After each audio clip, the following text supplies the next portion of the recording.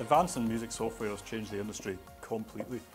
When you think about back in, when I was learning how to do this back in the 80s even, you would typically hire a studio, a 24-track studio. It would maybe cost you £500 a day. And you didn't have access to that kind of quality of recording outside of that environment.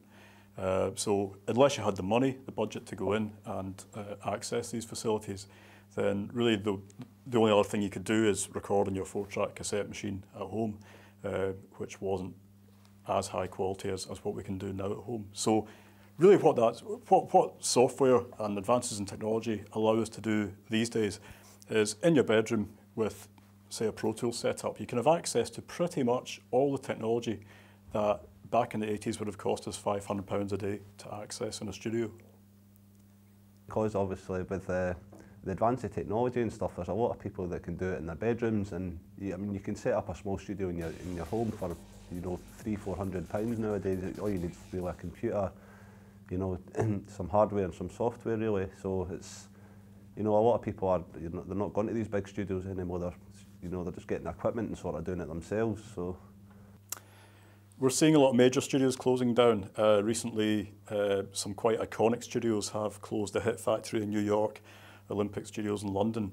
Abbey Road recently was in danger of closing, although thankfully it's managed to remain open. The main reason that these big studios are closing really is that due to the technology and also arguably due to online piracy, record companies don't really have the budgets they used to have to put acts into big studios for long periods of time. There's also not the need to, because the technology now is so sophisticated at a low price point that a lot of artists are working on music at home and then maybe just going into a studio to track vocals and then taking the project away and even mixing it at home. Instead of paying a couple £100 for a couple hour sessions in a studio, if you can do it on your own, then I think people are going to do it, get the equipment, the software, do it themselves sort of thing. So there's less of a need for the big studios. The big studios are required orchestral scoring for films, which is an area that Abbey Road has moved into. You need a big studio for that. You're never going to be able to do that in a home project studio. So I think there'll always be big studios. I think you're going to see less of them, and I think they're going to be specialising a lot more. On the other hand, what I've seen is a growth at a kind of grassroots level of small project studios, which is maybe people leaving college that have a Pro Tools system and then setting up a wee recording operation. After I graduate, I can't see me opening up my sort of own small studio within my home.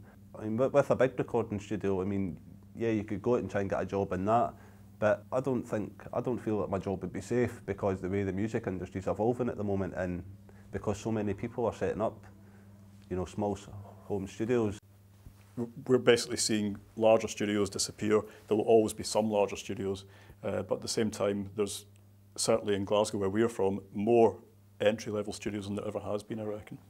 I think the future of recording studios I don't think it's a good outlook for it. I mean, like you say, with the big studios like Olympia and such shutting down, I think that's maybe just the start of it. I think maybe in the next 10 years, we'll see a lot of the big studios shutting down.